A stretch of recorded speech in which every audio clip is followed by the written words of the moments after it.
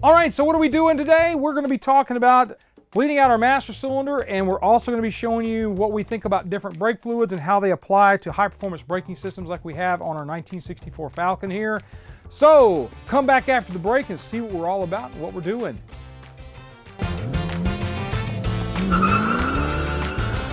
For 45 years, the Miller family and the dedicated staff at Autocrafters have been here helping you to restore your dream Ford. Thank you for your support. Here's to another 45 years of delivering parts for your Falcon, Fairlane, F100, Galaxy, Maverick, and Pinto.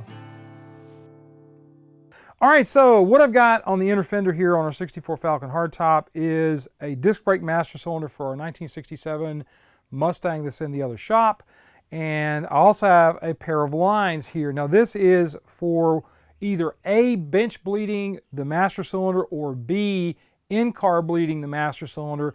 And the reason I do that is so I want to make sure that I get all the air out of the line inside of here.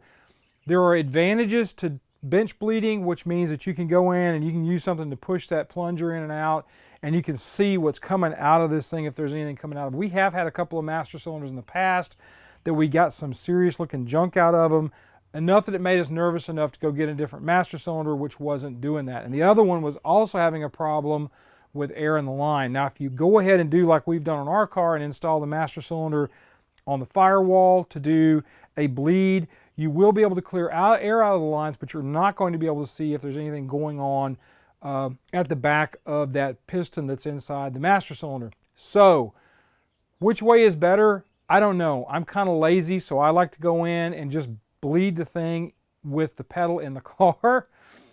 I will then also go in with a flashlight underneath the dash after everything is done and make sure that I don't have any kind of weeping coming off the master cylinder onto my carpet and under my carpet to make floor pan rust.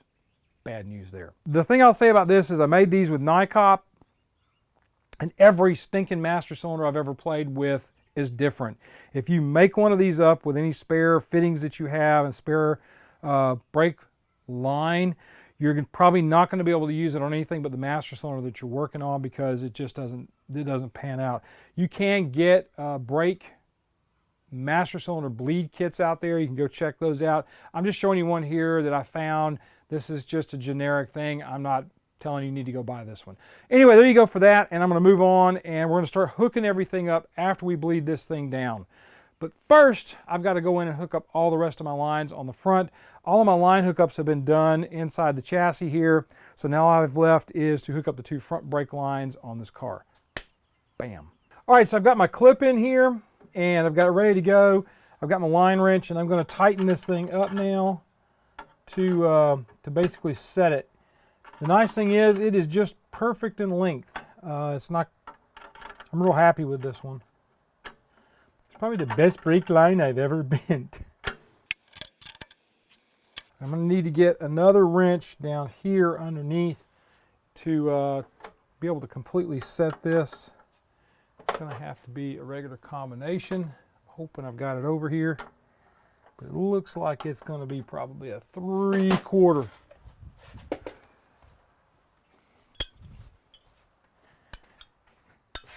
Bring every wrench you own, and then you don't have to go back and get more wrenches. Yay, I was right. First time in a while.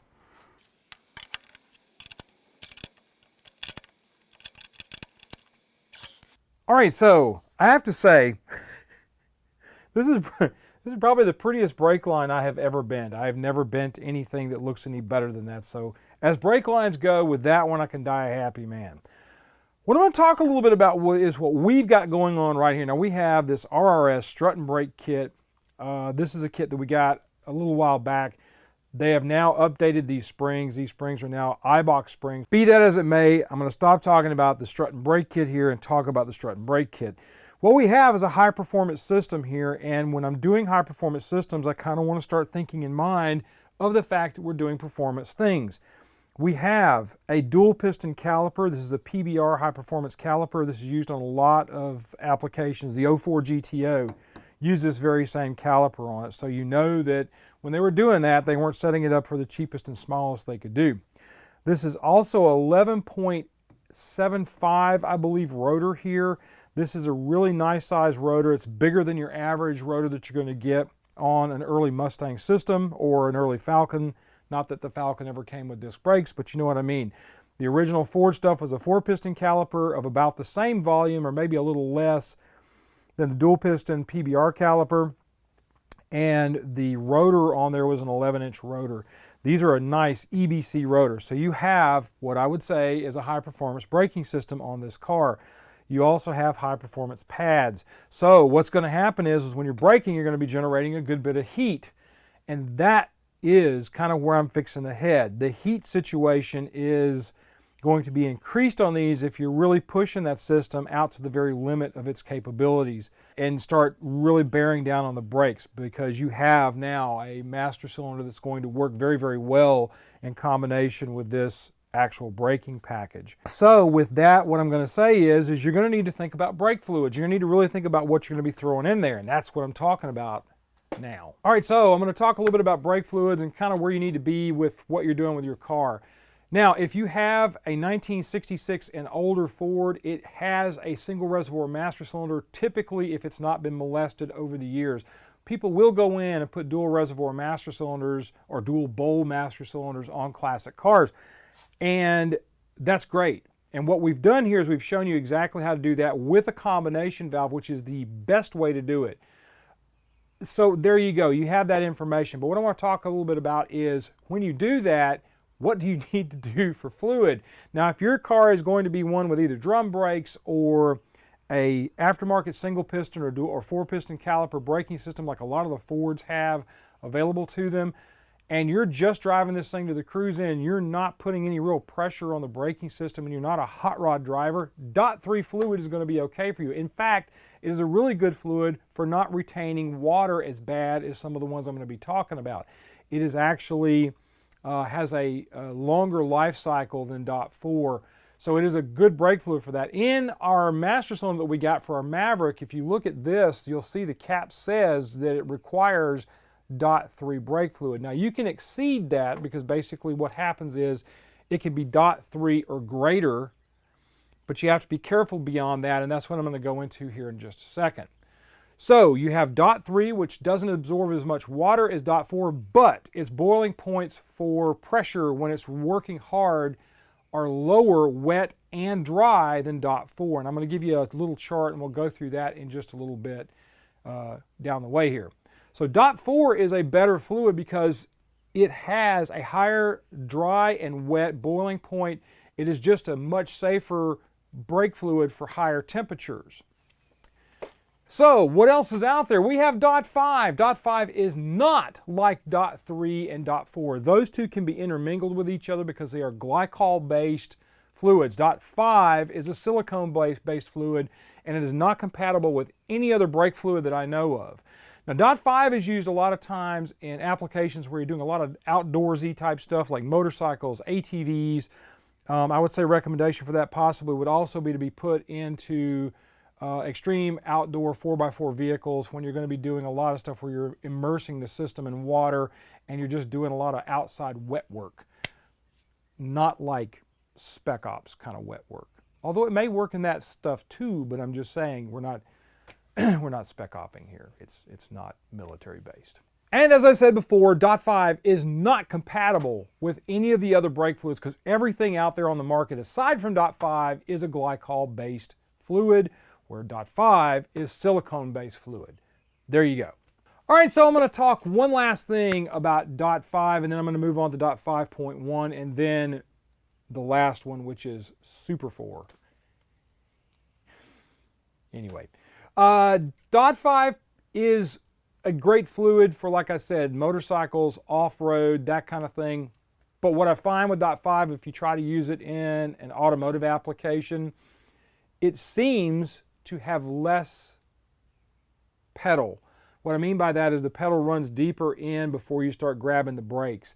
Everybody I've talked to that I know that has used it, a couple of different people, has said that yes, every time I put DOT5 in a car, the brake pedal seems to take a deeper run before it starts to grab. So that's a little disconcerting for me when I'm driving the car with DOT5.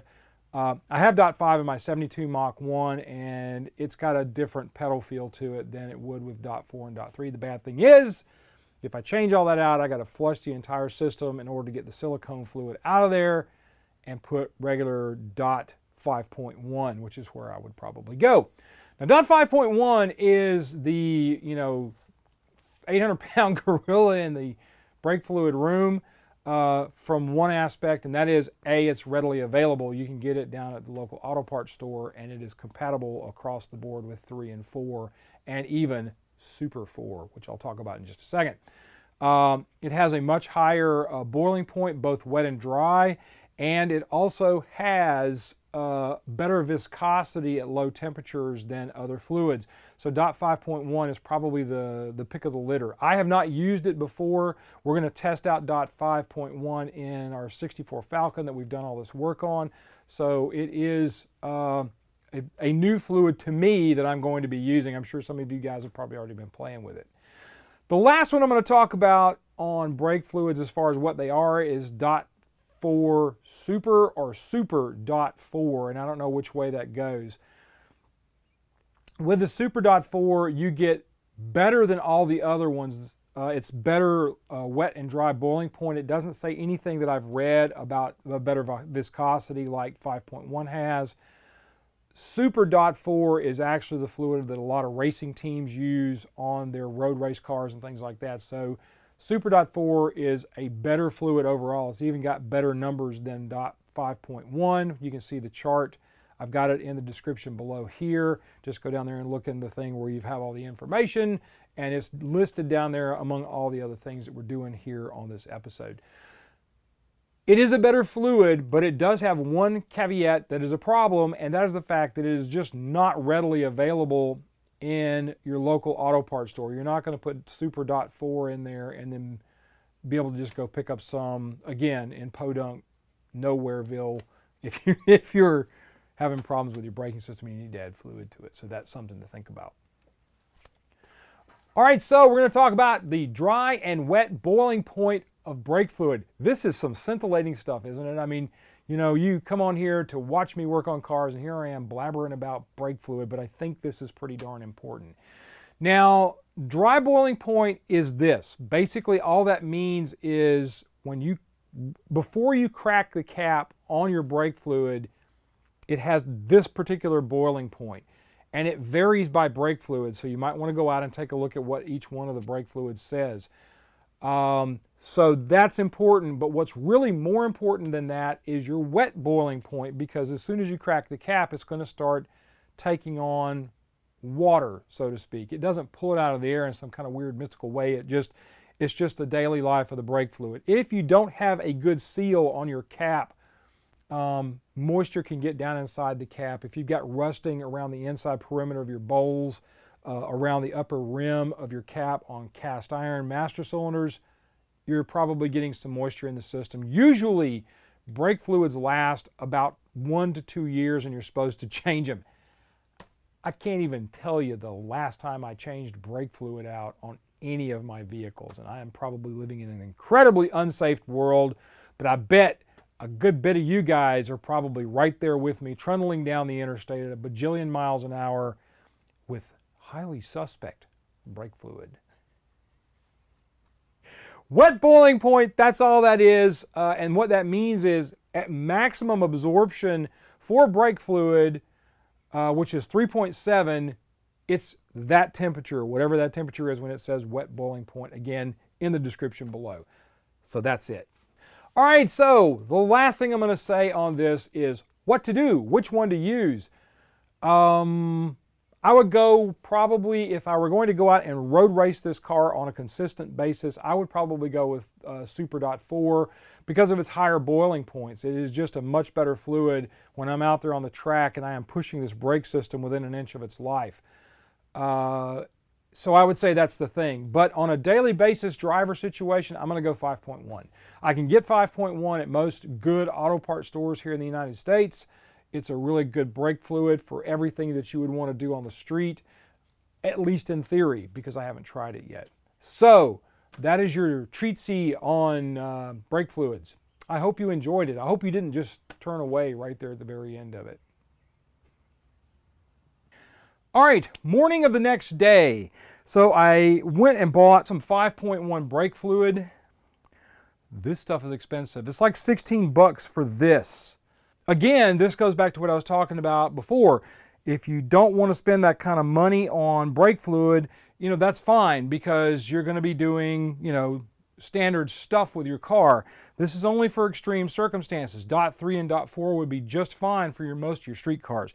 So I did that, and I put brake fluid in the master cylinder, and the front bowl has pushed down. There's not much left in it. The back bowl has also dropped a little. Basically what I did was an overnight gravity bleed, but what I'm going to do now is I'm going to fill them all up. Aha! I found my problem. I just saw it drip. So that's what's going on. That front one, I don't know if you can see that on my finger. Sorry, I'm using that finger. The front one, the line actually had a leak, so I'm going to go in and tighten that line up, and then we'll go in and start doing an actual pedal bleed with this. I'm not worried if that fitting doesn't fit quite right, because this is just for bleeding. It's not going to be permanent to the car, but it still needs to be tight so I don't get brake fluid all over my everything. All right, the last thing I'm going to talk about here before we start doing our brake drawdown and bleed, which I'm probably not going to do that today because I really want to have somebody else in here with me looking at brake lines while I'm doing the actual bleeding of the brakes. If you want to see us bleed the brakes down and show how we do it around here, let us know in the comments below, and we'll take a look at doing that for the next episode. If not, we'll be moving back onto wonky and probably getting the headliner and everything installed in that car, since Jackson is almost done welding up the floor pans. So what I'm going to talk about is my push rod. This is the new push rod for this car. What I did is they have a stop nut that comes with it. We put the stop nut on there. We put some blue Loctite inside of this hex nut here. I wish that this was double threaded, but I know why they don't do that, because if it was double threaded, then you're going to have to be much more precise in the way you cut this thing down. The way it is right now, you just have to take it apart and reset it to look at it. If you have what we've done in the past, if you look back at the episodes we've already done, then you'll see that we show you how we went in and achieved the correct depth for our push rod. So this is all set up and ready to go, and I'm going to put that back in the car and clip it into place for final, because we basically got everything in here and ready to go that we need to have done. And then I am going to pedal bleed the brake master cylinder, and I may cheat and use one of my cameras or my mobile phone on a tripod out here so I can watch and see what this thing's doing when I'm pedal bleeding it. This goes in now, and I'm not going to show you because we've shown you where it goes and how it goes into the video I'm putting down below me here and the description below, so you can get to all that stuff to know how to put one of these in the car. Boom. I don't know why I shut the door. All I'm going to do now is I'm basically going to push on the brake pedal and look at my mobile phone, which I have on my tripod, just to make sure I'm not puking fluid everywhere. We already got fluid on the floor from the leak overnight.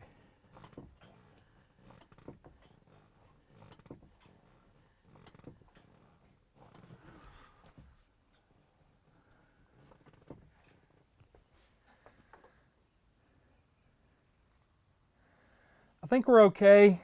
The fluid still looks decent, doesn't look cloudy. We're good to go. Now I can put the lines on it, which is going to get fluid all over the floor.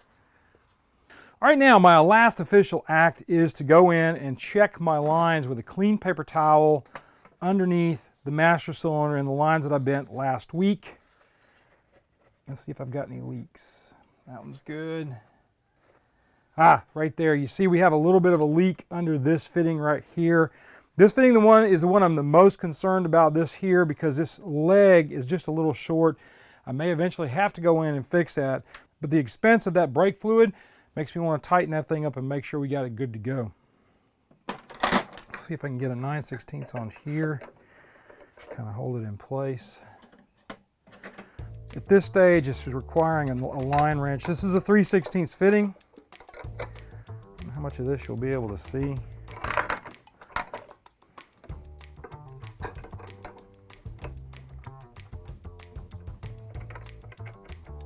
The problem with line wrenches is you can't really, you have to turn them to where you can get back on it. Sometimes that's difficult. See if that did the trick. I'm gonna have to do a wipe. A clean wipe all the way around. So we are now good to go. Always check your work because you are the one that did the lines on it, so your life is in your own hands at that point if you do your own brake bend like we did last week. Do me a favor, if you want to see us go in and do the bleed down and all that sort of thing, leave a comment in the section below. Just let us know that you want to see that because there are a couple things I could go over with how to bleed down brakes. There's a couple of different varying ideas on how to do it. A couple of cool specialty parts that you can get for brake bleeding if you have the right wheel cylinder size. So that's just the way that goes. You can also use them on the front discs as well. They're actually custom brake bleeders that you don't have to have another person pushing the pedal or use a vacuum thing. We can go over all that next week. So let us know in the comments below. If you stuck around this long, you're a true hero and we appreciate you. So later, guys.